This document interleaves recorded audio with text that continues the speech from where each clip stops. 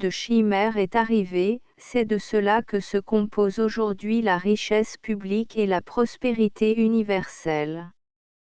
Ce qui vous eût fait mettre à Charenton au siècle dernier a, en 1867, la place d'honneur au Palais de l'Exposition internationale.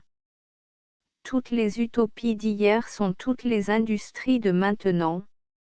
Allez voir.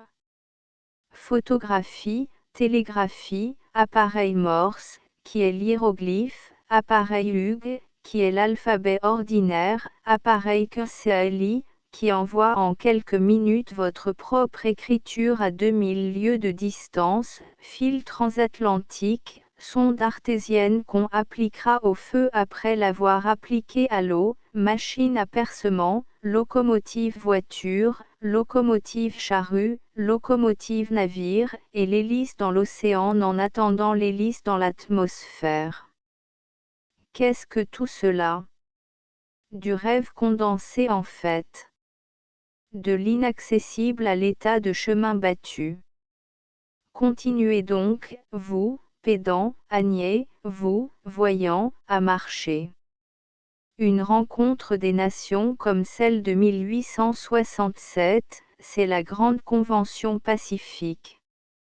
Elle a cela d'admirable qu'elle accable comme l'évidence, qu'elle supprime subitement partout l'obstacle, et qu'elle remet en mouvement dans tous ses engrenages plus ou moins entravés le divin mécanisme de la civilisation. Une exposition universelle, à Paris, et en 1867, c'est une brusque rupture partout à la fois et un splendide vol en éclats de tous les bâtons dans les roues. Nous disons tout, et nous ne nous opposons à aucun des rêves que contient ce monosyllabe immense. Un grand espoir de clarté prochaine, c'est là toute notre vie. Allons, allons, incendiez-vous dans le progrès. Une chevelure de flamme sur votre tas de charbon noir. Peuple, vivez. 3. Il manquera à ce palais de l'exposition ce qui lui eût donné une signification suprême, aux 4 angles, 4 statues colossales, figurant 4 incarnations de l'idéal, Homère représentant la Grèce, Dante représentant l'Italie, Shakespeare représentant l'Angleterre, Beethoven représentant l'Allemagne, et, devant la porte, tendant la main à tous les hommes, un 5e colosse, Voltaire, représentant, non le génie français, mais l'esprit universel. Quant à l'exposition de 1867 en elle-même, considérée comme réalisation, nous n'avons point à en juger. Elle est ce qu'elle est, nous la croyons magnifique, mais l'idée nous suffit. Ce qu'est l'idée, et quel chemin elle a fait, un chiffre le dira. En 1800, à la première exposition internationale, il y avait 200 exposants, en 1867, il y en a 42 217. Une certaine mise à point de la civilisation résulte d'une exposition universelle. C'est une sorte d'homologation. Chaque peuple remet son dossier. Où en est-on ? Le genre humain vient là faire sa propre connaissance. L'exposition est un oscte ipsum. Paris s'ouvre. Les peuples accourent à cette aimantation énorme. Les continents se précipitent, Amérique, Afrique, Asie, Océanie, les voilà tout, et la sublime porte, et le céleste empire, ces métaphores qui sont des royaumes, ces gloires qui sont de la barbarie. Vous plaire, ô Athéniens. C'était l'ancien cri, vous plaire, ô Parisiens. C'est le cri actuel. Chacun arrive avec l'échantillon de son effort. Cette Chine elle-même, qui se croyait, le milieu, commence à en douter, et sort de chez elle.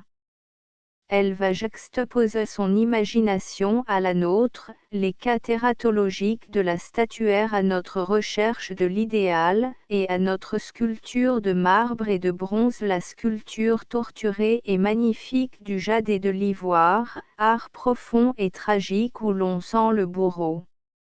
Le Japon vient avec sa porcelaine, le Népal avec son cachemire, et le Caraïbe apporte son casse-tête. Pourquoi pas? Vous étalez bien vos canons monstres. Ici une parenthèse.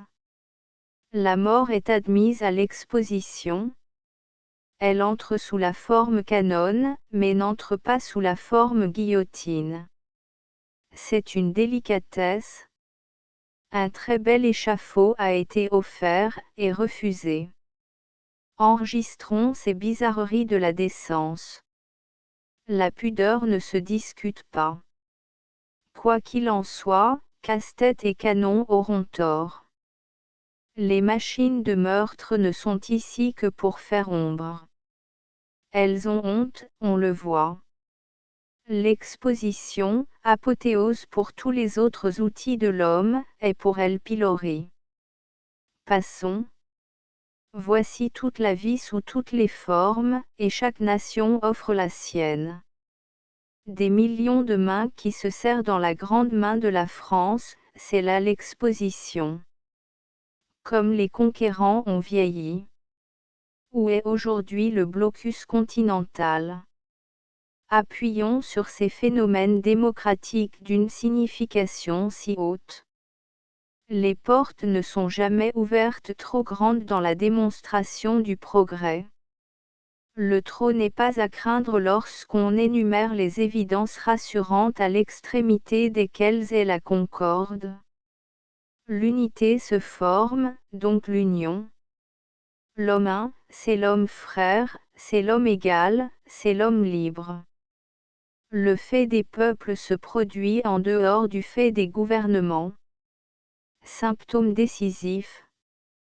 Ce qui vient à ce rendez-vous de l'exposition universelle, ce n'est pas seulement l'Europe, redisons-le, ce n'est pas seulement le groupe civilisé, ce n'est pas seulement l'Angleterre avec sa pyramide dorée de 60 pieds de haut figurant le rendement d'or de l'Australie, la Prusse avec son temple de la paix et sa grotte de sel gemme, la Russie avec sa vieille orfèvrerie byzantine, la Crimée avec ses laines, la Finlande avec ses lins, la Suède avec ses fers, la Norvège avec ses fourrures, la Belgique avec ses dentelles, le Canada avec ses bois de luxe, New York avec son anthracite dont un seul bloc pèse 8000 livres, le Brésil avec les bijoux entomologiques et ornithologiques que lui fait son soleil, ce qui arrive, ce qui accourt, ce qui s'empresse, c'est le vieux Tibet fanatique, c'est le Kolkar, le Travancore, le Bopa, le Drangudra, le Pinwa, le Chaturpore, l'Atipore, le Guindul, le Ristlom, c'est le Jam de Norvanagur, c'est le Nizam d'Hyderabad, c'est le Chaos de Rask. C'est le Takor de Morway, c'est toute cette famille de nations embryonnaires sur lesquelles pèsent les hôtesses asiatiques, les Maharajas, les Jadjerdars, les Begums. Jusqu'à un baril de poudre d'or, qui est envoyé par cet informe roi nègre de Bonny, habitant d'un palais bâti d'ossements humains. Disons-le en passant, ce détail a fait horreur. C'est avec des pierres que notre Louvre à nous est bâti. Soit. L'Égypte n'a que sa momie, elle l'exhume. Ce cimetière étale tous ses chefs-d'œuvre, ses sarcophages de porphyre, ses cercueils de granit rose, ses gaines à cadavres peintes et dorées, d'autant plus ornées qu'elles doivent être plus enfouies. La contemporaine du zodiaque de Dendra, la vache Raas, descend de son socle de basalte, et vient. Ramsès, chef Phrem, Athéta, la reine Amenisi, débarque par le chemin de fer, l'antique statue de bois que les Arabes appellent Cheikh el-Beled, et qui est un dieu inconnu, arrive, apportant, au nom d'Isis, la mère commune, à la vieille Lutèce le salut de la vieille Thèbes. Comment t'appelles-tu, Lutèce? Je m'appelle Paris. Et toi, comment t'appelles-tu, Thèbes? Je m'appelle Derel Bahari. Constatation poignante, les deux villes de même race ont, chacune de leur côté, perdu figure, l'une dans la civilisation, l'autre dans la barbarie. Différence entre ce qui a avancé et ce qui a reculé. 4 Donc, ce qui vient, c'est tous les peuples. Non, il n'est plus temps de s'en dédire. L'exposition internationale ne se rétracte pas. Les rois ont beau s'organiser militairement, donnons-leur la joie de le leur répéter à satiété, ce qui est l'avenir, ce n'est pas la haine, c'est l'entente, ce n'est pas le roulement des bombardes, c'est la course des locomotives. L'apaisement de l'univers est fatal. Rien n'y peut. Pour tout ce qui est plumet, dragonne, cymbale, quincaillerie meurtrière, gloriole sanglante, il y a refroidissement. Le rapetissement de la terre par le chemin de fer et le fil électrique la met de plus en plus dans la main de la paix. Qu'on résiste tant qu'on voudra, les temps sont arrivés. L'ancien régime lutte en pure perte. Le passé est très ingénieux pour un mort, il se donne beaucoup de peine, il fait des trouvailles, il invente chaque jour un nouvel engin très curieux et très homicide. On lui donnera la croix d'honneur, mais il n'aura pas d'autre réussite. Les hommes commencent à voir moins trouble, l'envie de s'entretuer leur passe. Rien ne prévaut contre un tel courant d'idées. Les déclivités de la civilisation versent le genre humain dans un tel ou tel sens, et cette fois, et pour jamais, l'univers penche du bon côté. Il y aura peut-être encore une ou deux péripéties, mais finales. L'immense vent de l'avenir souffle la paix. Que faire contre l'ouragan de fraternité et de joie? Alliance, alliance, crie l'infini. Et, sous cette haleine de l'invisible, l'amour pousse hors de terre comme l'herbe. Insurgez-vous donc contre ce verdissement du printemps universel.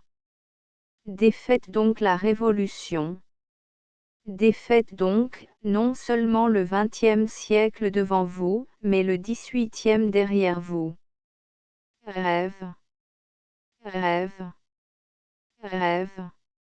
Les énormes boulets d'acier, du prix de 1000 francs chaque, que lancent les canons Titan fabriqués en Prusse par le gigantesque marteau de Krupp, lequel pèse 100 000 livres et coûte 3 millions, sont juste aussi efficaces contre le progrès que les bulles de savon soufflées au bout d'un chalumeau de paille par la bouche d'un petit enfant.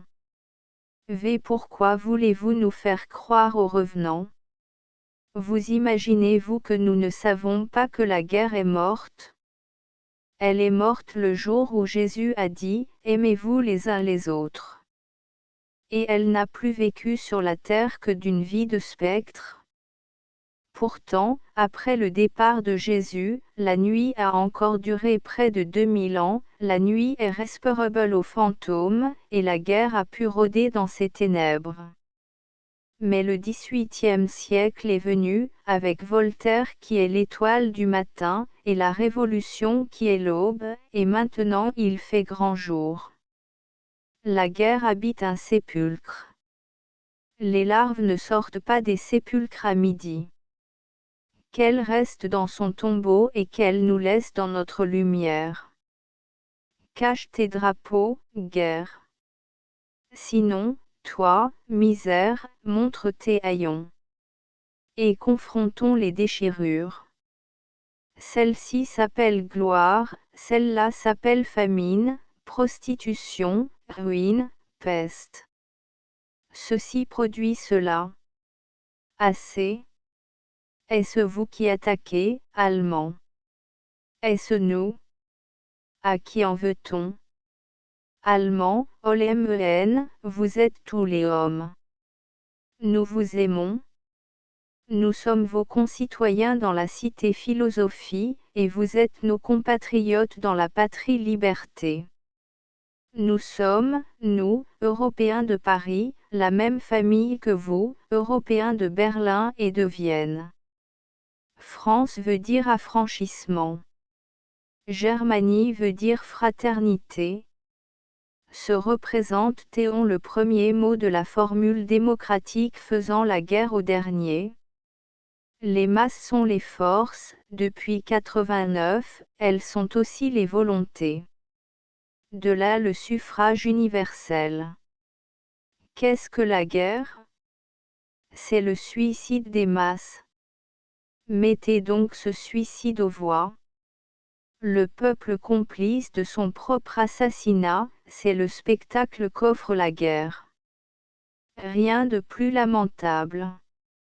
On voit là à nu tout ce hideux mécanisme des forces détournées de leur but et employées contre elles-mêmes. On voit les deux bouts de la guerre, nous en avons montré un tout à l'heure, qui est le résultat, la misère. Maintenant montrons l'autre, qui est la cause, l'ignorance. Oh! Ce sont là, en effet, les deux tragiques maladies. Qui les guérira augmentera la lumière du soleil. Le propre de l'ignorance, c'est de subir. Les forces ignorent. Avez-vous remarqué le grand œil doux du bœuf? Cet œil est aveugle. Il faut qu'il reste doux, mais qu'il devienne intelligent. La force doit se connaître. Sans quoi elle est terrible. Elle aboutit à commettre des crimes, elle qui doit les empêcher. Que tout soit actif, que rien ne soit passif, le secret de la civilisation est là. Force passive, quel mot inepte. De là des meurtres. Un cadavre étendu qui regarde le ciel accuse évidemment. Qui? Vous, moi, nous tous, non seulement ceux qui ont fait, mais ceux qui ont laissé faire. Que les spectres s'en aillent. Que les méduses se dissipent. Non, même pendant le canon d'une bataille, nous ne croyons pas à la guerre. Cette fumée est de la fumée.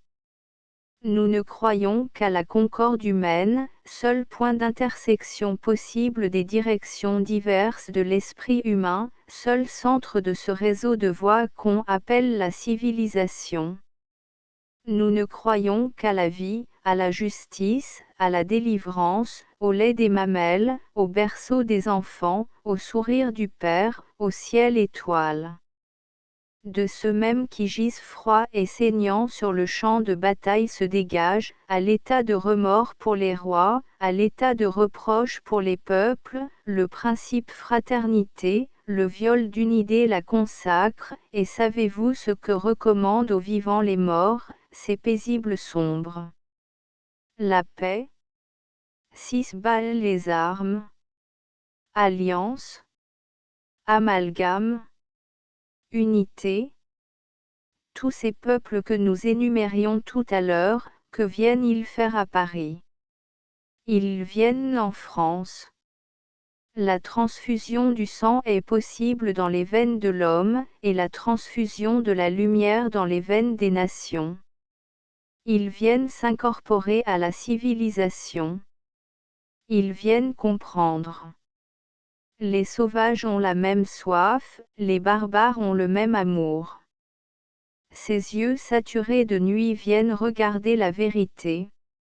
Le lever lointain du droit humain a blanchi leur sombre horizon.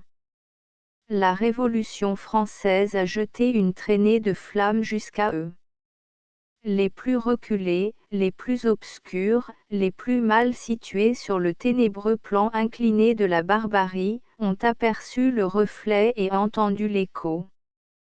Ils savent qu'il y a une ville soleil, ils savent qu'il existe un peuple de réconciliation, une maison de démocratie, une nation ouverte, qui appelle chez elle quiconque est frère ou veut l'être, et qui donne pour conclusion à toutes les guerres le désarmement.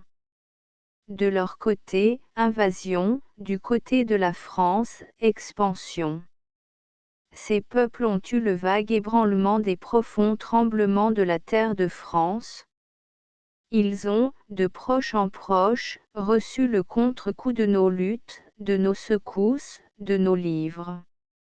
Ils sont en communion mystérieuse avec la conscience française. Lisent-ils Montaigne, Pascal, Molière, Diderot? Non. Mais ils les respirent. Phénomène magnifique, cordial et formidable, que cette volatilisation d'un peuple qui s'évapore en fraternité. Ô France, adieu. Tu es trop grande pour n'être qu'une patrie. On se sépare de sa mère qui devient déesse. Encore un peu de temps, et tu t'évanouiras dans la transfiguration. Tu es si grande que voilà que tu ne vas plus être. Tu ne seras plus France, tu seras humanité, tu ne seras plus nation, tu seras ubiquité. Tu es destinée à te dissoudre tout entière en rayonnement, et rien n'est auguste à cette heure comme l'effacement visible de ta frontière. Résigne-toi à ton immensité. Adieu, peuple. Salut, homme. Subis ton élargissement fatal et sublime, ô ma patrie, et, de même qu'Athènes est devenue la Grèce, de même que Rome est devenue la chrétienté, toi, France, deviens le monde. Haute-Villaos, mai 1867. Méphis 1874. Un homme se marie jeune, sa femme et lui ont à eux deux 37 ans.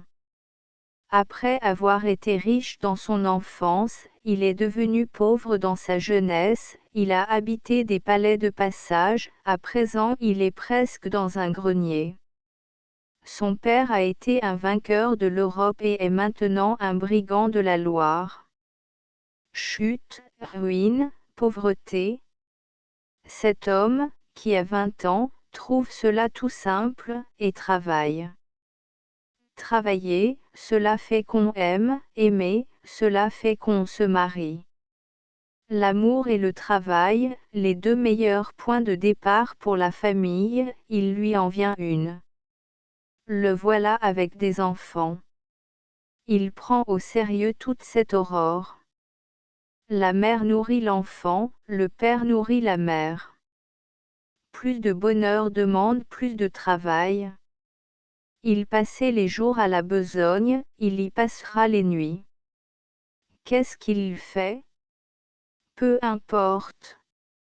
Un travail quelconque. Sa vie est rude, mais douce. Le soir, avant de se mettre à l'œuvre jusqu'à l'aube, il se couche à terre et les petits montent sur lui, riant, chantant, bégayant, jouant. Ils sont 4, 2 garçons et 2 filles. Les années passent, les enfants grandissent, l'homme mûrit. Avec le travail un peu d'aisance lui est venue. Il habite dans de l'ombre et dans de la verdure, aux Champs-Élysées. Il reçoit là des visites de quelques travailleurs pauvres comme lui, d'un vieux chansonnier appelé Béranger, d'un vieux philosophe appelé Lamennais, d'un vieux proscrit appelé Chateaubriand. Il vit dans cette retraite, rêveur, s'imaginant que les Champs-Élysées sont une solitude, destinée pourtant à la vraie solitude plus tard. S'il écoute, il n'entend que des chants. Entre les arbres et lui, il y a les oiseaux, entre les hommes et lui, il y a les enfants. La mère leur apprend à lire, lui, il leur apprend à écrire. Quelquefois il écrit en même temps que sur la même table, eux des alphabets et des jaemiges, lui autre chose, et, pendant qu'ils font lentement et gravement des gemisch et des alphabets, il expédie une page rapide. Un jour, le plus jeune des deux garçons, qui a 4 ans, s'interrompt, pose la plume, regarde son père écrire, et lui dit « C'est drôle, quand on a de petites mains, on écrit tout gros, et quand on a de grosses mains, on écrit tout petit. » Au père maître d'école succède le collège. Le père pourtant tient à mêler au collège la famille, estimant qu'il est bon que les adolescents soient le plus longtemps possible des enfants. Arrive, pour ces petits à leur tour, la 20e année, le père alors n'est plus qu'une espèce d'aîné, car la jeunesse finissante et la jeunesse commençante fraternisent, ce qui adoucit la mélancolie de l'une et tempère l'enthousiasme de l'autre. Ces enfants deviennent des hommes, et alors il se trouve que ce sont des esprits. L'un, le premier-né, est un esprit alerte et vigoureux, l'autre, le second, est un esprit aimable et grave. La lutte du progrès veut des intelligences de deux sortes, les fortes et les douces, le premier ressemble plus à l'athlète, le second à l'apôtre. Leur père ne s'étonne pas d'être de plain-pied avec ces jeunes hommes, et, en effet, comme on vient de le dire, ils les sentent frères autant que fils. Eux aussi, comme a fait leur père, ils prennent leur jeunesse avec probité, et, voyant leur père travailler, ils travaillent. À quoi? À leur siècle. Ils travaillent à l'éclaircissement des problèmes, à l'adoucissement des âmes, à l'illumination des consciences, à la vérité, à la liberté. Leurs premiers travaux sont récompensés, ils sont décorés de bonheur, l'un de 6 mois de prison, pour avoir combattu l'échafaud, l'autre de 9 mois, pour avoir défendu le droit d'asile. Disons-le en passant, le droit d'asile est mal vu. Dans un pays voisin, il est d'usage que le ministre de l'Intérieur est un fils qui organise des bandes chargées des assauts nocturnes aux partisans du droit d'asile. Si le fils ne réussit pas comme bandit, le père réussit comme ministre, et celui qu'on a pu assassiner, on l'expulse. De cette façon, la société est sauvée. En France, en 1851, pour mettre à la raison ceux qui défendent les vaincus et les proscrits, on n'avait recours ni à la lapidation, ni à l'expulsion, on se contentait de la prison. Les mœurs des gouvernements diffèrent. Les deux jeunes hommes vont en prison, ils y sont ensemble, le père s'y installe presque avec eux, faisant de la conciergerie sa maison. Cependant son tour vient à lui aussi. Il est forcé de s'éloigner de France, pour des causes qui, si elles étaient rappelées ici, troubleraient le calme de ces pages. Dans la grande chute de tout, qui survient alors, le commencement d'aisance ébauché par son travail s'écroule, il faudra qu'il recommence, en attendant, il faut qu'il parte. Il part. Il s'éloigne par une nuit d'hiver. La pluie, la bise, la neige, bon apprentissage pour une âme, à cause de la ressemblance de l'hiver avec l'exil. Le regard froid de l'étranger s'ajoute utilement au ciel sombre, cela trempe un cœur pour l'épreuve. Ce père s'en va, au hasard, devant lui, sur une plage déserte, au bord de la mer.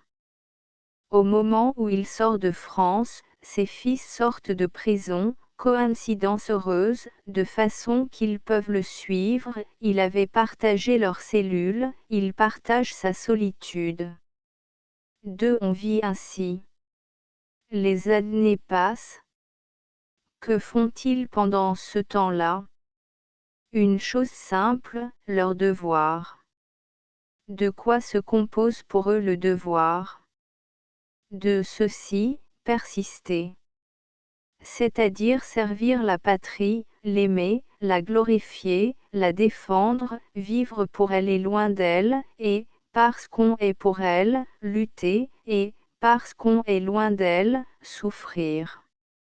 Servir la patrie est une moitié du devoir, servir l'humanité est l'autre moitié, ils font le devoir tout entier.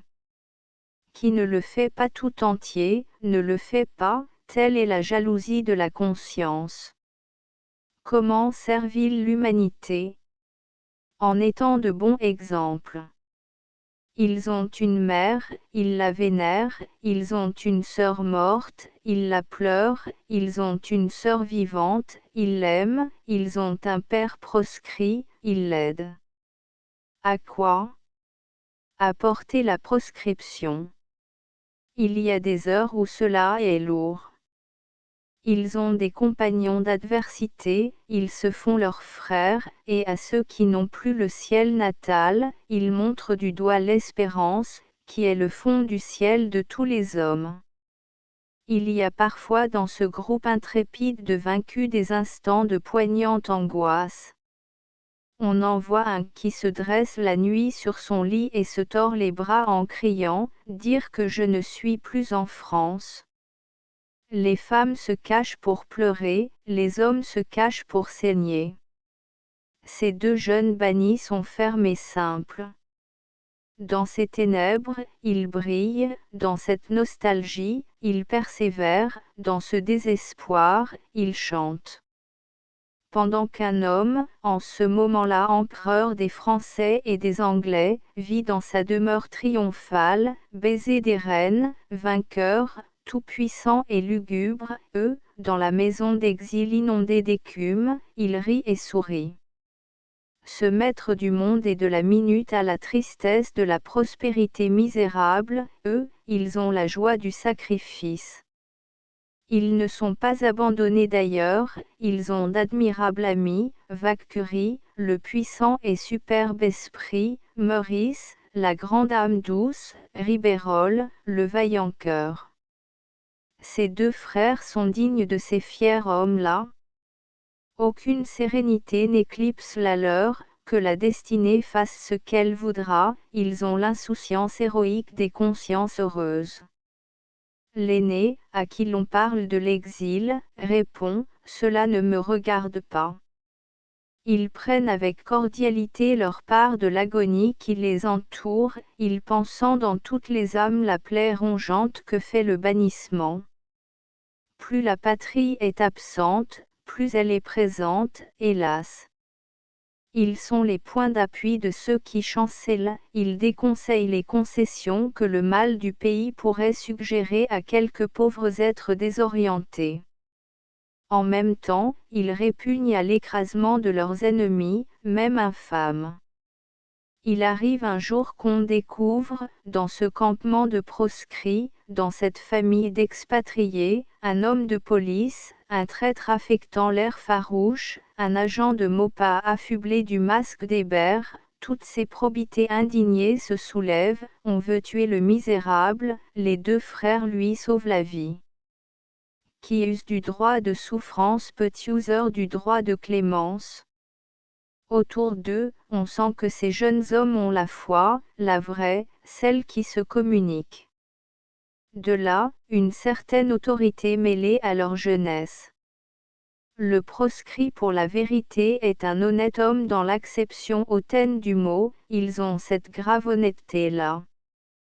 Toute défaillance à côté d'eux est impossible, ils offrent leur robuste épaule à tous les accablements. Toujours debout sur le haut de l'écueil, ils fixent sur l'énigme et sur l'ombre leur regard tranquille, ils font le signal d'attente dès qu'ils voient une lueur poindre à l'horizon, ils sont les vigies de l'avenir. Ils répandent dans cette obscurité on ne sait quelle clarté d'aurore, silencieusement remerciés par la douceur sinistre des résignés. Trois en même temps qu'ils accomplissent la loi de fraternité, ils exécutent la loi du travail.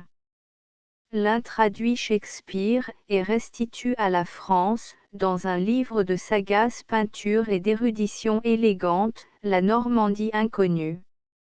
L'autre publie une série d'ouvrages solides et exquis, plein d'une émotion vraie, d'une bonté pénétrante, d'une haute compassion. Ce jeune homme est tout simplement un grand écrivain. Comme tous les puissants et abondants esprits, il produit vite, mais il couve longtemps, avec la féconde paresse de la gestation. Il a cette préméditation que recommande Horace, et qui est la source des improvisations durables. Son début dans le conte visionnaire, 1856, est un chef-d'œuvre. Il le dédie à Voltaire, et, détail qui montre la magnifique envergure de ce jeune esprit, il eût pu en même temps le dédier à Dante.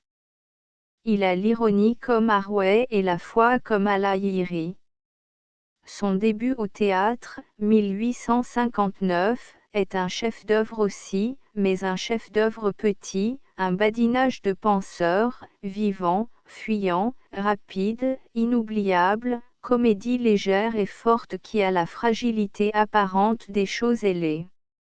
Ce jeune homme, pour qui le voit de près, semble toujours au repos, et il est toujours en travail.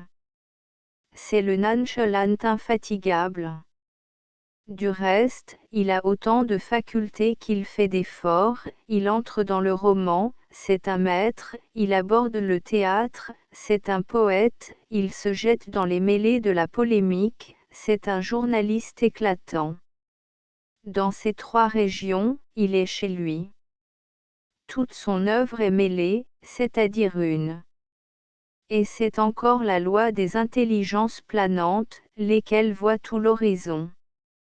Pas de cloison dans cet esprit, ou rien que des cloisons apparentes.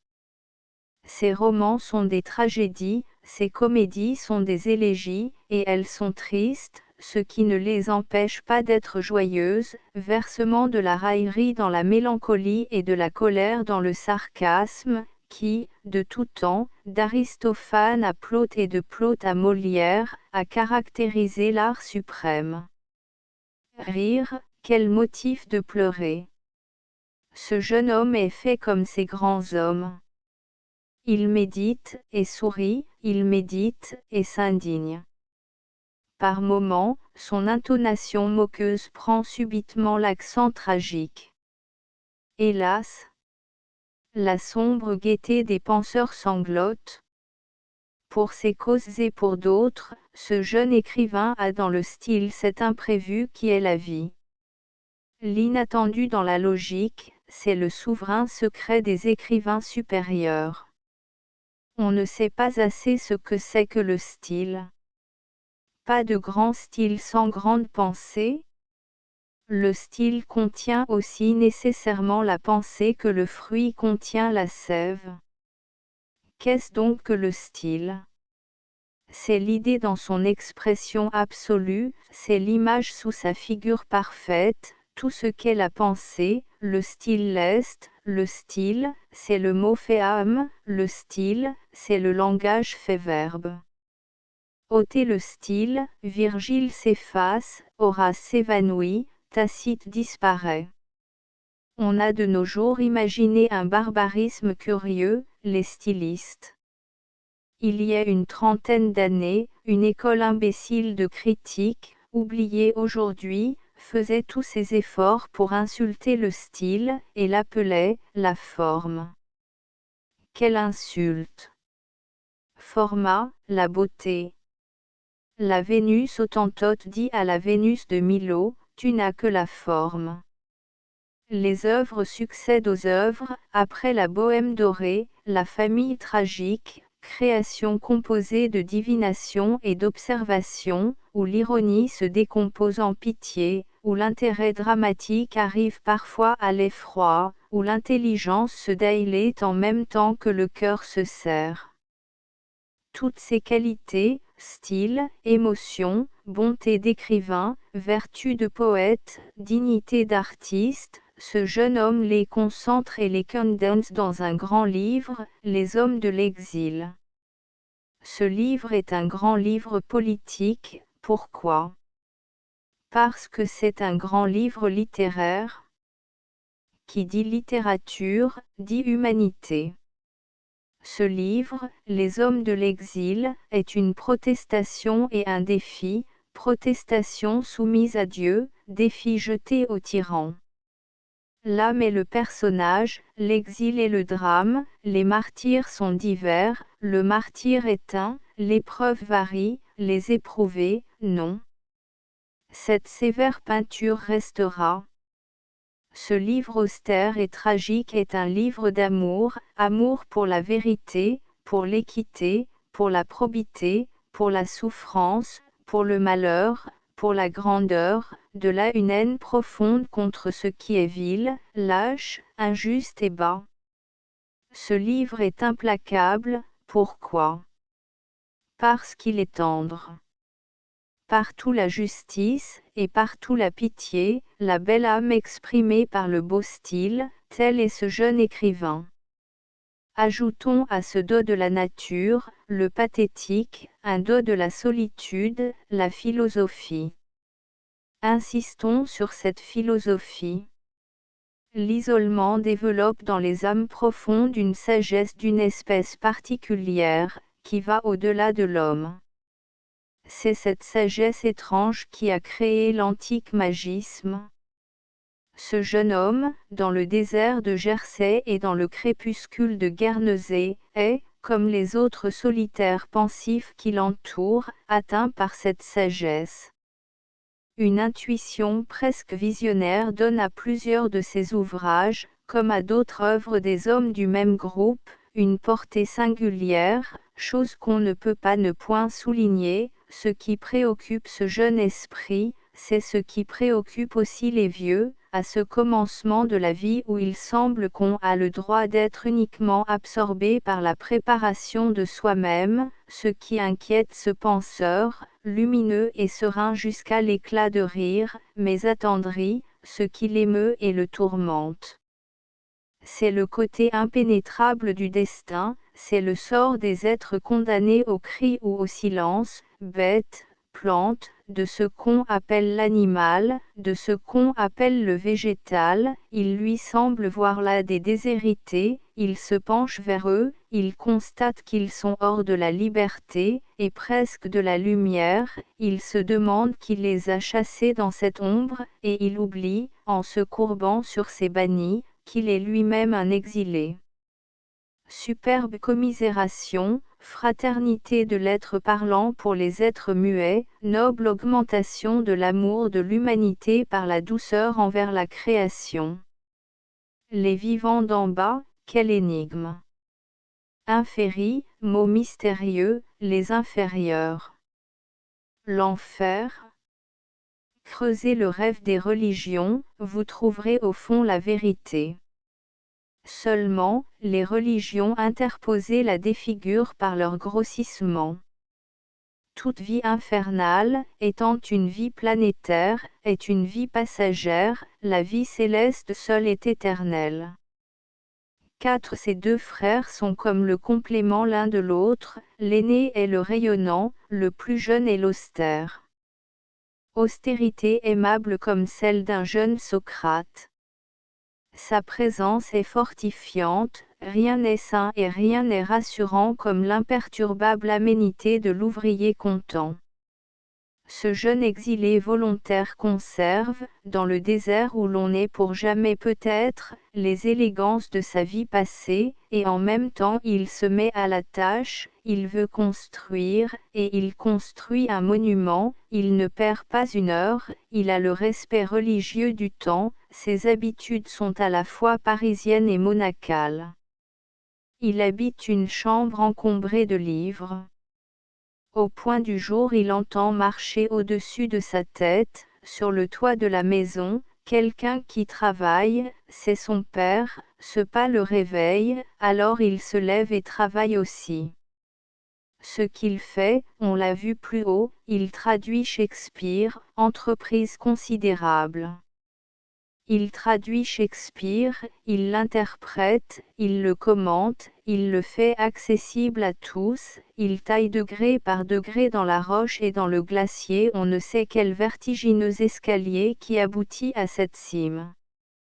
On a bien raison de dire que ces proscrits-là sont des ambitieux, celui-ci rêve la familiarité avec les génies, il se dit, je traduirai plus tard de la même façon Homère, Eschyle, Isaïe et Dante. En attendant, il tient Shakespeare. Conquête illustre à faire. Introduire Shakespeare en France, quel vaste devoir! Ce devoir, il l'accepte, il s'y engage, il s'y enferme, il sait que sa vie désormais sera liée par cette promesse faite au nom de la France au grand homme de l'Angleterre, il sait que ce grand homme de l'Angleterre est un des grands hommes du genre humain tout entier, et que servir cette gloire, c'est servir la civilisation même, il sait qu'une telle entreprise est impérieuse, qu'elle sera exigeante et altière, et qu'une fois commencée elle ne peut être ni interrompue ni abandonnée, il sait qu'il en a pour 12 ans, il sait que c'est là une autre cellule, et qu'il se condamne au cloître, et que lorsqu'on entre dans un tel labeur, on y est muré, il y consent, et, de même qu'il s'est exilé pour son père, il s'emprisonne pour Shakespeare. Sa récompense, c'est son effort même. Il a voulu traduire Shakespeare, et, en effet, voilà Shakespeare traduit. Il a renouvelé l'effrayant combat nocturne de Jacob, il a jouté avec l'archange, et son jarret n'a pas plié. Il est l'écrivain qu'il fallait. L'anglais de Shakespeare n'est plus l'anglais d'à présent, il a été nécessaire de superposer à cet anglais du XVIe siècle le français du XIXe, sorte de corps à corps des deux idiomes, la plus redoutable aventure où puisse se hasarder un traducteur, ce jeune homme a eu cette audace. Ce qu'il a entrepris de faire, il l'a fait. Il importait de ne rien perdre de l'œuvre énorme. Il a mis sur Shakespeare la langue française, et il a réussi à faire passer, à travers l'inextricable claire-voie de deux idiomes appliqués l'un sur l'autre, tout le rayonnement de ce génie. Pour cela, il a dû dépenser, à chaque phrase, à chaque vers, presque à chaque mot, une inépuisable invention de style. Pour une telle œuvre, il faut que le traducteur soit créateur. Il l'a été. Un écrivain qui prouve son originalité par une traduction, c'est étrange et rare. Traduire ne lui suffit pas. Il bâtit autour de Shakespeare, comme des contreforts autour d'une cathédrale, toute une œuvre à lui, œuvre de philosophie, de critique, d'histoire. Il est linguiste, artiste, grammairien, érudit. Il est docte et alerte, toujours savant, jamais pédant. Il accumule et coordonne les variantes, les notes, les préfaces, les explications. Il condense tout ce qui est épars dans les environs de Shakespeare. Pas un antre de cette caverne immense où il ne pénètre. Il fait des fouilles dans ce génie. Et c'est ainsi qu'après 12 années de labeur, il fait à la France dos de Shakespeare. Les vrais traducteurs ont cette puissance singulière d'enrichir un peuple sans appauvrir l'autre, de ne point dérober ce qu'ils prennent, et de donner un génie à une nation sans l'ôter à sa patrie. Cette longue incubation se fait sans qu'il l'interrompe un seul jour. Aucune solution de continuité, pas de relâche, aucune lacune, aucune concession à la fatigue, toutes les aurores ramènent la besogne, nulla dies sin linea, c'est là, du reste, la bonne loi des fiers esprits. L'œuvre qu'on accomplit et qu'on voit croître est par elle-même reposante. Aucun autre repos n'est nécessaire. Ce jeune homme le comprend ainsi, il ne quitte jamais sa tâche, il s'éveille chaque matin dès qu'il entend le marcheur d'en haut s'éveiller, et quand, l'heure de la table de famille venue, ils redescendant tous les deux de leur travail, son père et lui, ils échangent un doux sourire. Isolement, intimité, renoncement, apaisement de la nostalgie par la pensée, telle est la vie de ces hommes. Pour horizon le brouillard des flots et des événements, pour musique le vent de tempête, pour spectacle la mobilité d'un infini, la mer, sous la fixité d'un autre infini, le ciel. On est des naufragés, on regarde les abîmes. Tout assombré, hors la conscience, navire dont il ne reste que la boussole.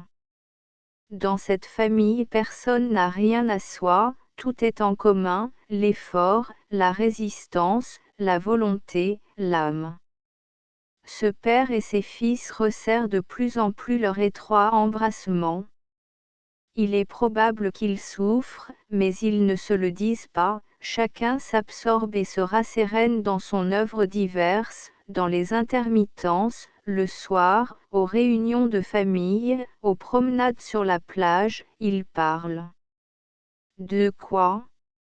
De quoi peuvent parler des proscrits, si ce n'est de la patrie? Cette France, ils l'adorent, plus l'exil s'aggrave, plus l'amour augmente.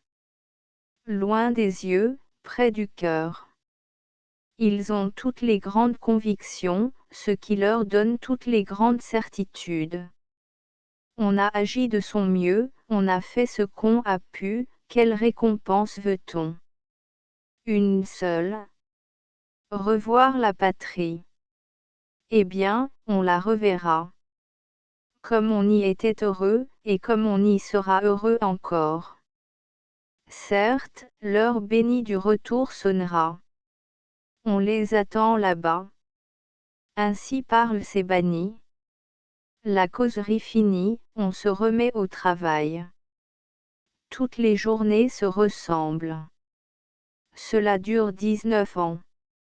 Au bout de 19 ans l'exil cesse, ils rentrent, les voilà dans la patrie, ils sont attendus en effet, eux par la tombe, lui par la haine. Si est-ce que ceci est une plainte? Point. Et de quel droit la plainte? Et vers qui se tournerait-elle? Vers vous, Dieu? Non. Vers toi, patrie. Jamais. Qui pourrait songer à la France autrement que reconnaissant et attendri?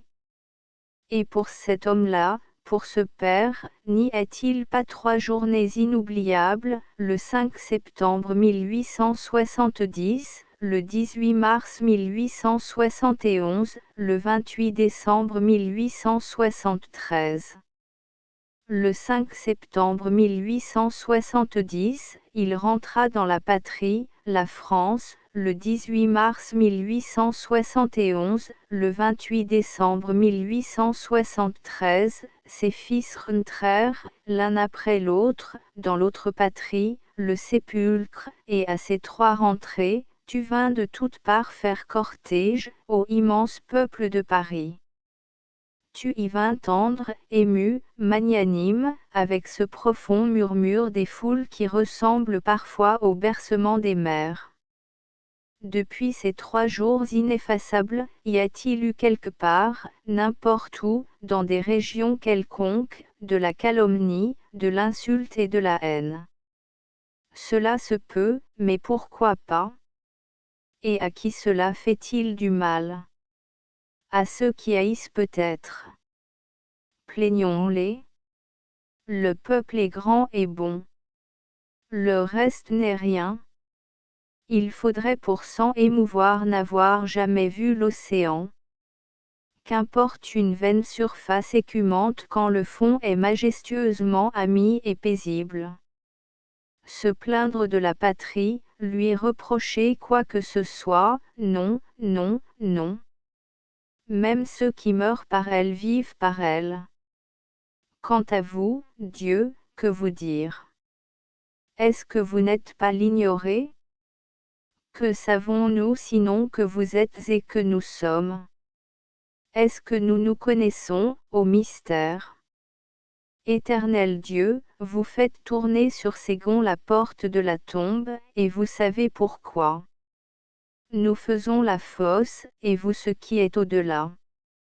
Au trou dans la terre s'ajuste une ouverture dans le firmament. Vous vous servez du sépulcre comme nous du creuset, et, l'indivisible étant l'incorruptible, rien ne se perd, ni l'atome matériel, la molécule dans le creuset, ni l'atome moral, le moi, dans le tombeau. Vous maniez la destinée humaine, vous abrégez la jeunesse, vous prolongez la vieillesse, vous avez vos raisons. Dans notre crépuscule, nous qui sommes le relatif, nous nous heurtons à tâtons à vous qui êtes l'absolu, et ce n'est pas sans meurtrissure que nous faisons la rencontre obscure de vos lois. Vous êtes calomniés vous aussi, les religions vous appellent jaloux, colères, vengeurs, par moments elles plaident vos circonstances atténuantes, voilà ce que font les religions. La religion vous vénère. Aussi la religion a-t-elle pour ennemi les religions. Les religions croient l'absurde. La religion croit le vrai. Dans les pagodes, dans les mosquées, dans les synagogues, du haut des chaires et au nom des dogmes, on vous conseille, on vous exhorte, on vous interprète, on vous qualifie, les prêtres se font vos juges, les sages non. Les sages vous acceptent. Accepter Dieu, c'est là le suprême effort de la philosophie. Nos propres dimensions nous échappent à nous-mêmes. Vous les connaissez, vous avez la mesure de tout et de tous. Les lois de percussion sont diverses. Tel homme est frappé plus souvent que les autres, il semble qu'il ne soit jamais perdu de vue par le destin. Vous savez pourquoi. Nous ne voyons que des raccourcis, vous seul connaissez les proportions véritables. Tout se retrouvera plus tard. Chaque chiffre aura son total. Vivre ne donne sur la terre pas d'autre droit que mourir, mais mourir donne tous les droits. Que l'homme fasse son devoir, Dieu fera le sien. Nous sommes à la fois vos débiteurs et vos créanciers, relation naturelle des fils au Père.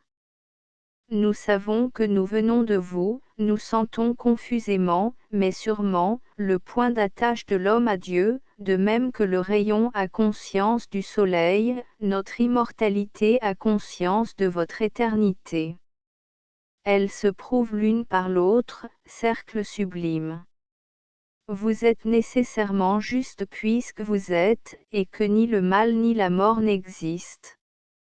Vous ne pouvez pas être autre chose que la bonté au haut de la vie et la clarté au fond du ciel.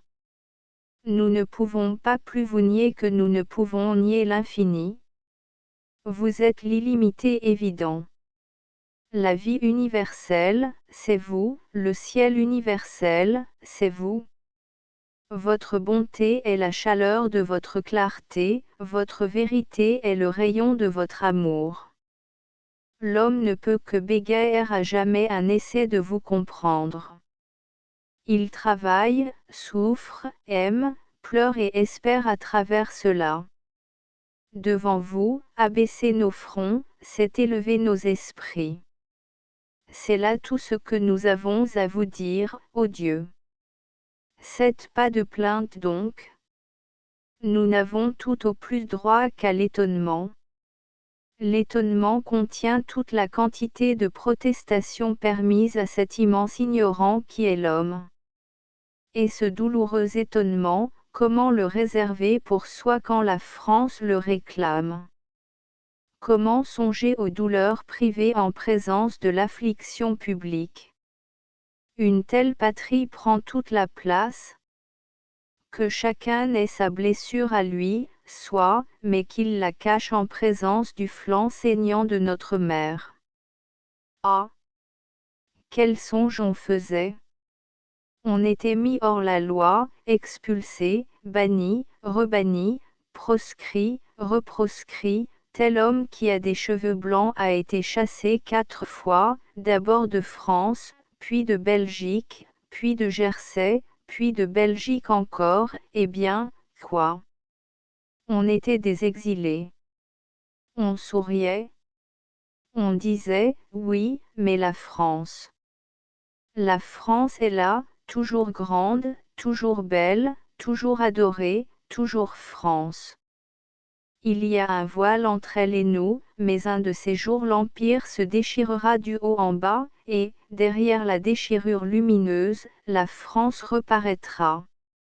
La France reparaîtra, quel éblouissement!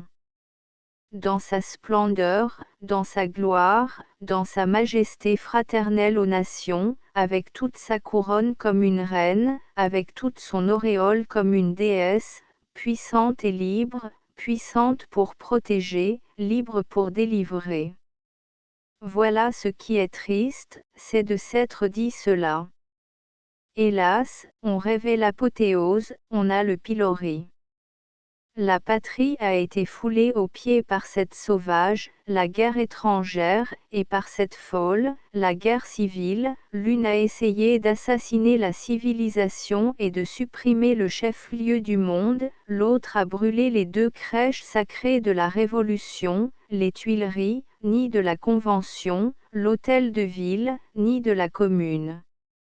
On a profité de la présence des Prussiens pour jeter bas la colonne d'Iéna. On leur a ajouté cette joie. On a tué des vieillards, on a tué des femmes, on a tué des petits enfants. On a été des gens ivres qui ne savent ce qu'ils font.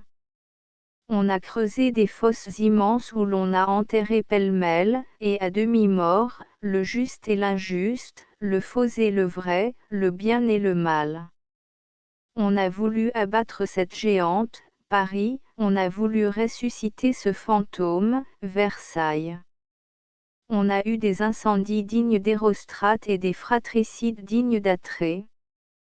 Qui a fait ces crimes? Personne et tout le monde, ces deux exécrables anonymes, la guerre étrangère et la guerre civile, les barbares, qui en sont venus aux mains, stupidement, des deux côtés à la fois, du côté orageux où sont les aigles, du côté ténébreux où sont les hiboux, enjambant la frontière, enjambant la muraille, ceux-ci franchissant le Rhin, ceux-là ensanglantant la Seine, tout franchissant et ensanglantant la conscience humaine, sans pouvoir dire pourquoi, sans rien comprendre, sinon que le vent qui passe les avait mis en colère. Attentat des ignorants. Aussi bien des ignorants d'en haut que des ignorants d'en bas. Attentat des innocents aussi, car l'ignorance est une innocence. Férocité farouche.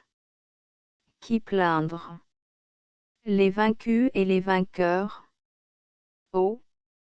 Voir à terre, gisant, inerte, souffleté, le cadavre de notre gloire. Et la vérité. Et la justice. Et la raison. Et la liberté. Toutes ces artères sont ouvertes. Nous sommes saignés aux quatre veines de notre honneur. Pourtant nos soldats ont été héroïques, et certes le seront encore. Mais quel désastre! Rien n'est crime, tout est fatalité. Les vieilles calamités de Ninive, de Thèbes et d'Argos sont dépassées. Personne qui n'ait sa plaie, laquelle est la plaie publique. Et, à travers tout cela, aggravation lugubre, il vous vient par moments cette pensée poignante qu'à cette heure il y a, à 5000 lieues d'ici, loin de leur mère, des enfants de 20 ans condamnés à mort, puis au bagne, pour un article de journal. Ô pauvres hommes! Éternelle pitié! Fanatisme contre fanatisme. Hélas! Fanatique, nous le sommes tous. Celui qui écrit ces lignes est un fanatique lui-même, fanatique de progrès, de civilisation, de paix et de clémence, inexorable pour les impitoyables, intolérant pour les intolérants. Frappons-nous la poitrine. Oui, ces choses sombres ont été accomplies. On a vu cela, et, à cette heure, que voit-on? La joie des rois assis comme des bourreaux sur un démembrement. Après les écartèlements, cela se fait, et Charlot, avant de les jeter au bûcher, s'accroupit et se repose un moment sur les lamentables tronçons de Damiens, comme Guillaume sur l'Alsace et la Lorraine. Guillaume, du reste, n'est pas plus coupable que Charlot, les bourreaux sont innocents, les responsables sont les juges, l'histoire dira quels ont été, dans l'affreux traité de 1871, les juges de la France. Ils ont fait une paix pleine de guerre. Ah!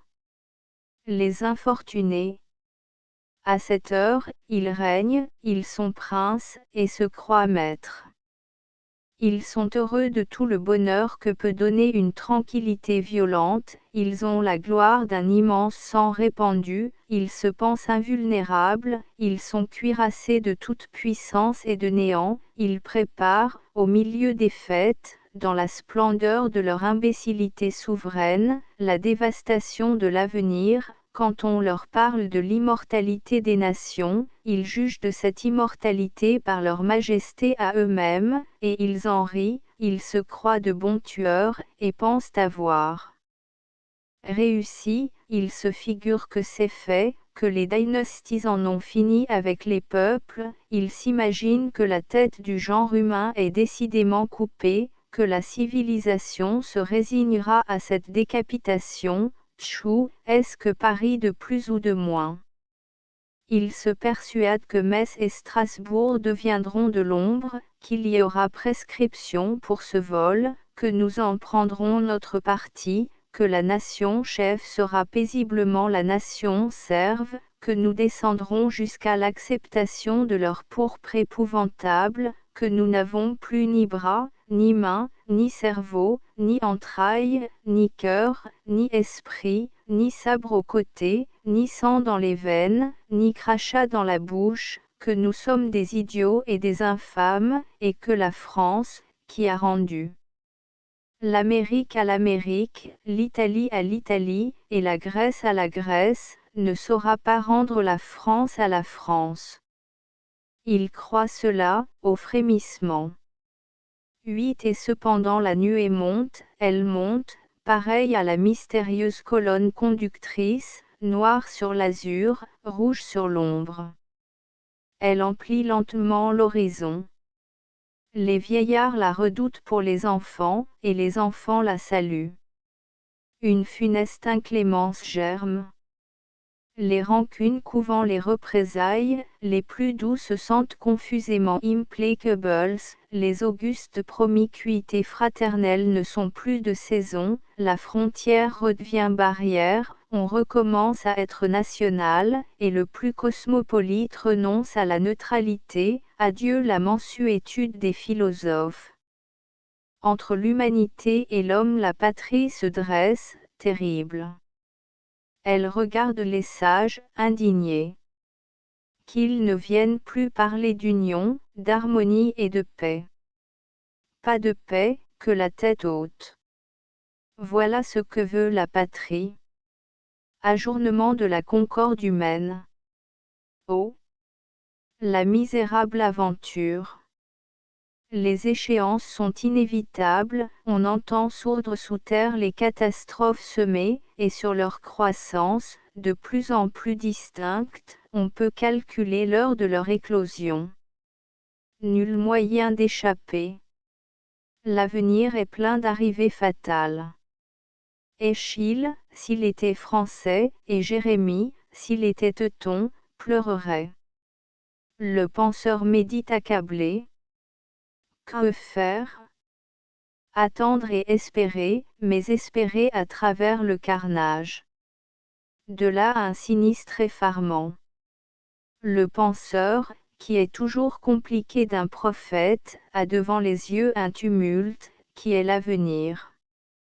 Il cherchait du regard, au-delà de l'horizon, l'alliance et la fraternité, et il est condamné à entrevoir la haine. Rien n'est certain, mais tout menace. Tout est obscur, mais sombre. Il pense et il souffre. Ces rêves d'inviolabilité de la vie humaine, d'abolition de la guerre, d'arbitrage entre les peuples et de paix universelle, sont traversés par de vagues flamboiements d'épée. En attendant on meurt, et ceux qui meurent laissent derrière eux ceux qui pleurent. Patience. On n'est que précédé. Il est juste que le soir vienne pour tous. Il est juste que tous montent l'un après l'autre recevoir leur paix. Les passe-droits ne sont qu'apparents. La tombe n'oublie personne.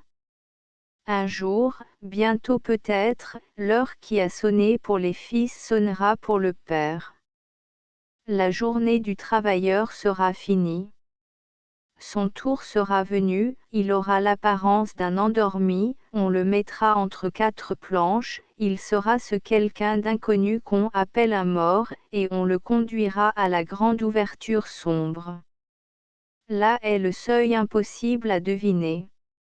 Celui qui arrive y est attendu par ceux qui sont arrivés. Celui qui arrive est le bienvenu. Ce qui semble la sortie est pour lui l'entrée. Il perçoit distinctement ce qu'il avait obscurément accepté, l'œil de la chair se ferme, l'œil de l'esprit s'ouvre, et l'invisible devient visible. Ce qui est pour les hommes le monde s'éclipse pour lui. Pendant qu'on fait silence autour de la fosse béante, pendant que des pelletées de terre, poussière jetée à ce qui va être cendre, tombe sur la bière sourde et sonore, l'âme mystérieuse quitte ce vêtement, le corps, et sort, lumière, de l'amoncellement des ténèbres. Alors pour cette âme les disparus reparaissent, et ces vrais vivants, que dans l'ombre terrestre on nomme les trépassés, emplissent l'horizon ignoré, se pressant, rayonnant, dans une profondeur de nuées et d'aurore, appellent doucement le nouveau venu, et se penchent sur sa face éblouie avec ce bon sourire qu'on a dans les étoiles. Ainsi s'en ira le travailleur chargé d'années, laissant, s'il a bien agi, quelques regrets derrière lui, suivi jusqu'au bord du tombeau par des yeux mouillés peut-être et par de graves fronts découverts, et en même temps reçu avec joie dans la clarté éternelle, et, si vous n'êtes pas du deuil ici-bas, vous serez là-haut de la fête, ô mes bien-aimés. Testament littéraire 1875. Je veux qu'après ma mort tous mes manuscrits non publiés, avec leurs copies s'il en existe, et toutes les choses écrites de ma main que je laisserai, de quelque nature qu'elles soient, je veux, dis-je, que tous mes manuscrits, sans exception, et quelle qu'en soit la dimension, soient réunis et remis à la disposition des trois amis dont voici les noms: Paul Meurice, Auguste Vacquerie, Ernest Lefebvre. Je donne à ces trois amis plein pouvoir pour requérir l'exécution entière et complète de ma volonté. Je les charge de publier mes manuscrits de la façon que voici. Les 10 manuscrits peuvent être classés en 3 catégories. Premièrement, les œuvres tout à fait terminées. Deuxièmement, les œuvres commanditées, terminées en partie, mais non achevées. Troisièmement, les ébauches, fragments, idées éparses, vers ou prose, semés çà et là, soit dans mes carnets, soit sur des feuilles volantes. Je prie mes trois amis, ou l'un d'eux choisi par eux, de faire ce triage avec le plus grand soin et comme je le ferai moi-même, dans l'esprit et dans la pensée qu'ils me connaissent, et avec toute l'amitié dont ils m'ont donné tant de marques. Je les prie de publier, avec des intervalles dont ils seront juges entre chaque publication, d'abord, les œuvres terminées, ensuite, les œuvres commanditées et en partie achevées, enfin, les fragments et idées éparses. Cette dernière catégorie d'œuvres, se rattachant à l'ensemble de toutes mes idées, quoique sans lien apparent, formera, je pense, plusieurs volumes, et sera publié sous le titre Océan. Presque tout cela a été écrit dans mon exil. Je rends à la mer ce que j'ai reçu d'elle.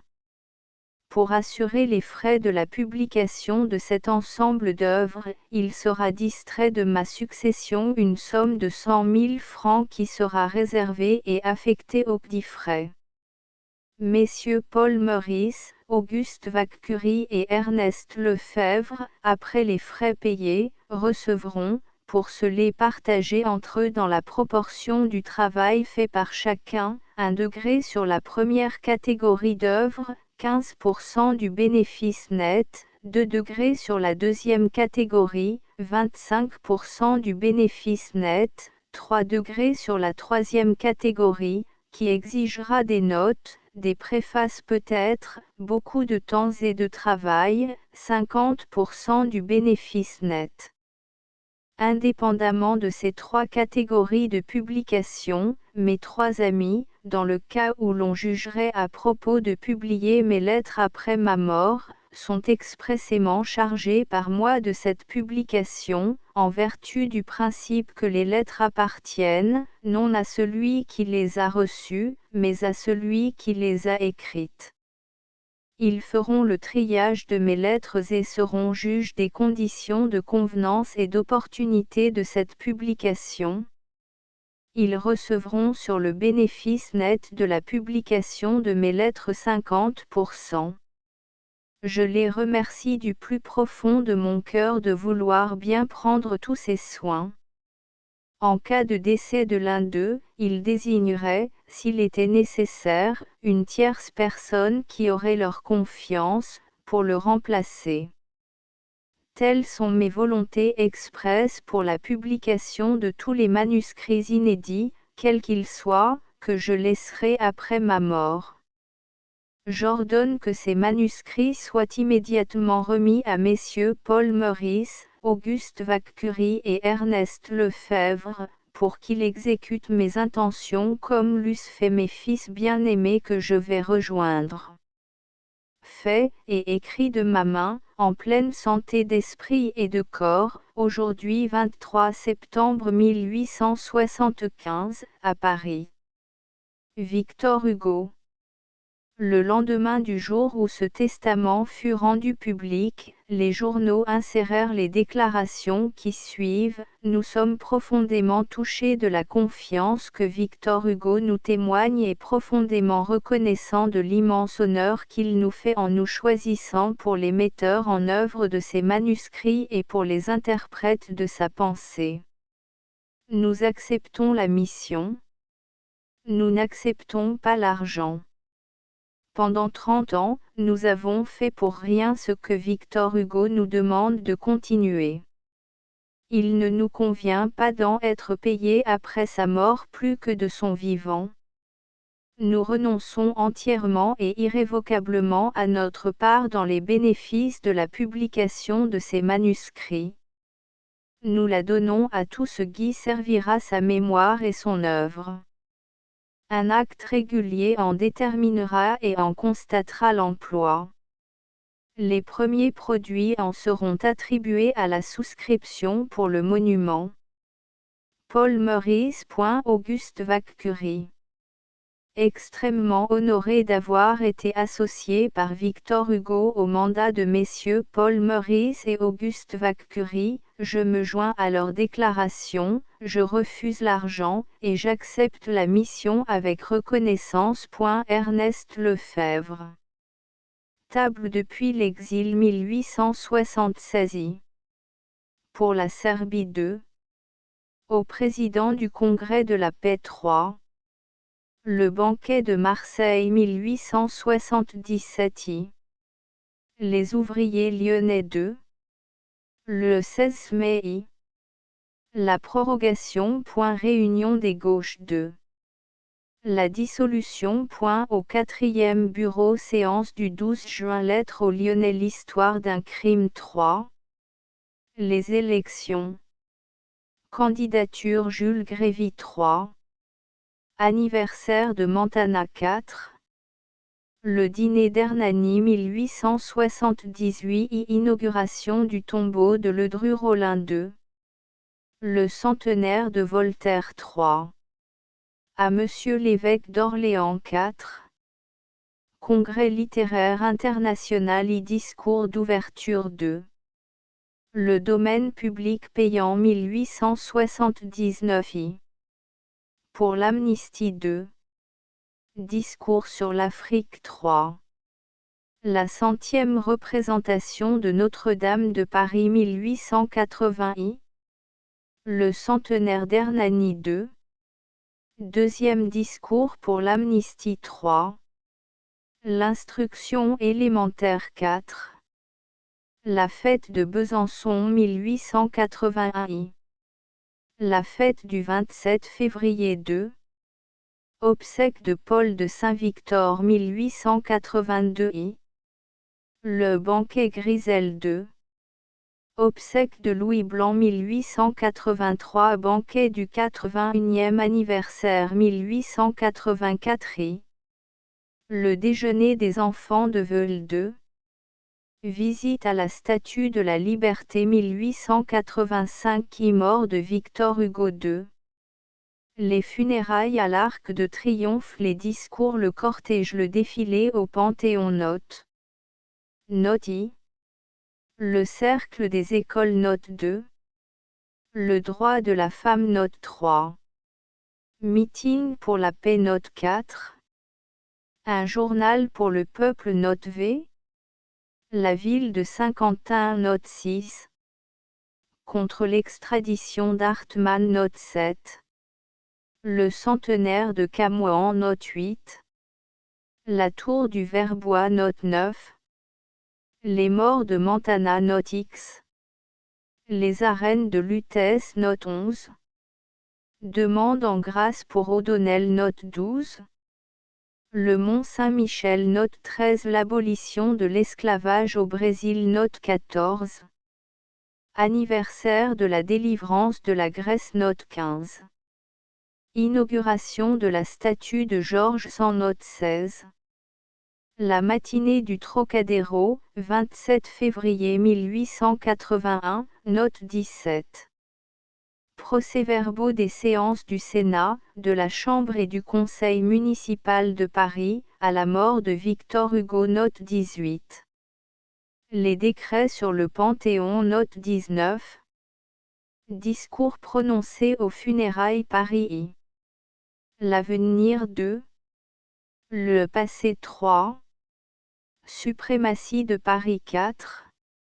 Fonction de Paris V. Déclaration de paix. Méphis. Testament littéraire. Astérisque astérisque astérisque End of the Project Gutenberg e-book Actes et Paroles, volume 4, depuis l'exil 1876 à 1885 astérisque astérisque astérisque Updated editions will replace the previous ones. The all editions will be renamed. Creating the works from print editions not protected by US copyright law means that no one owns a United States copyright in these works, so the Foundation, and you, can copy and distribute it in the United States without permission and without paying copyright royalty. Special rule, set forth in the general terms of use part of this license, apply to copying and distributing Project Gutenberg symbol marque commercial electronic works to protect the Project Gutenberg symbol marque commercial concept and trademark. Project Gutenberg is a registered trademark, and may not be used if you charge for an e-book, except by following the terms of the trademark license, including paying royalty for use of the Project Gutenberg trademark. If you do not charge anything for copy of this e-book, complying with the trademark license is very easy. You may use this e-book for nearly any purpose such as creation of derivative works, report, performance and research. Project Gutenberg e-books may be modified and printed and given away. You may do practically anything in the United States with e-books not protected by US copyright law. Redistribution is subject to the trademark license, especially commercial redistribution. Start, full license. The full project Gutenberg license. Please read this before you distribute or use this work to protect the project Gutenberg symbol. Marque commerciale. Mission of promoting the free distribution of electronic works, by using or distributing this work, or any other work associated in any way with the phrase Project Gutenberg. You agree to comply with all the terms of the full Project Gutenberg symbol. Marque commerciale licence available with this file or online at www.gutenberg.org/licence. Section 1. General Terms of Use and Redistributing Project Gutenberg symbol. Marque commerciale electronic works. 1.a By reading or using any part of this Project Gutenberg symbol. Marque commerciale electronic work, you indicate that you have read, understand, agree to and accept all the terms of this license and intellectual property, trademark / copyright, agreement. If you do not agree to abide by all the terms of this agreement, you must cease using and return or destroy all copy of Project Gutenberg symbol. Marque commerciale electronic works in your possession. If you paid a fee for obtaining a copy of or access to a Project Gutenberg symbol. Marque commerciale electronic work and you do not agree to be bound by the terms of this agreement, you may obtain a refund from the person or entity to whom you paid the fee as set forth in paragraph 1.e.8. 1.b Project Gutenberg is a registered trademark. It may only be used on or associated in any way with an electronic work by people who agree to be bound by the terms of this agreement. There are a few things that you can do with most Project Gutenberg symbol. Marque commerciale electronic works even without complying with the full terms of this agreement. See paragraph 1.c below. There are a lot of things you can do with Project Gutenberg symbol. Marque commerciale electronic works if you follow the terms of this agreement and help preserve free future access to Project Gutenberg symbol. Marque commerciale electronic works. See paragraph 1.e below. 1.c The Project Gutenberg Literary Archive Foundation, the Foundation or PGLAF, owns a compilation copyright in the collection of Project Gutenberg symbol. Marque commerciale electronic works.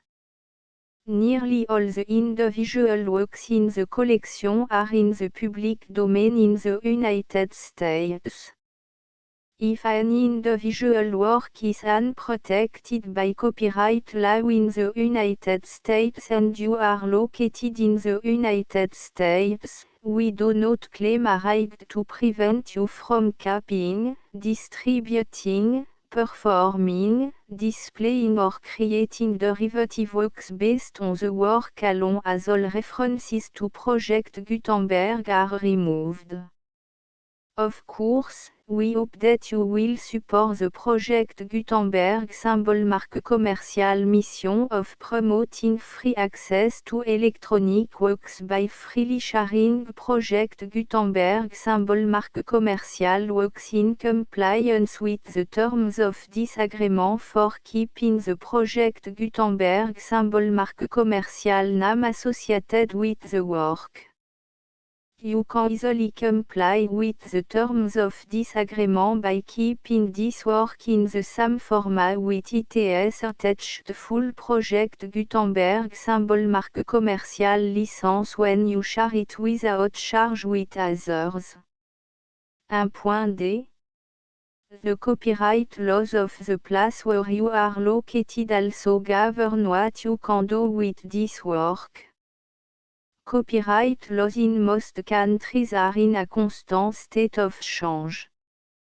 If you are outside the United States, check the laws of your country in addition to the terms of disagreement before downloading, copying, displaying, performing, distributing or creating derivative works based on this work or any other project Gutenberg symbol mark commercial work.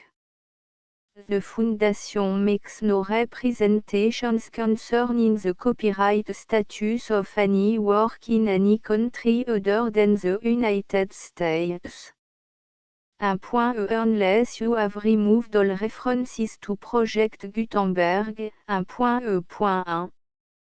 The following sentence, with active links to, or other immediate access to, the full Project Gutenberg symbol mark commercial license must appear prominently whenever any copy of a Project Gutenberg symbol mark commercial work, any work on which the phrase Project Gutenberg appears, or with which the phrase Project Gutenberg is associated, is accessed, displayed, performed, viewed, copied or distributed. This ebook is for the use of anyone anywhere in the United States and most other parts of the world at no cost and with almost no restriction whatsoever. You may copy it, give it away or reuse it under the terms of the Project Gutenberg license included with this ebook or online at www.gutenberg.org. If you are not located in the United States, you will have to check the laws of the country where you are located before using this ebook. 1.2. If an individual Project Gutenberg symbol mark commercial electronic work is derived from texts not protected by US copyright law, does not contain a notice indicating that it is posted with permission of the copyright holder, the work can be copied and distributed to anyone in the United States without paying any fees or charge.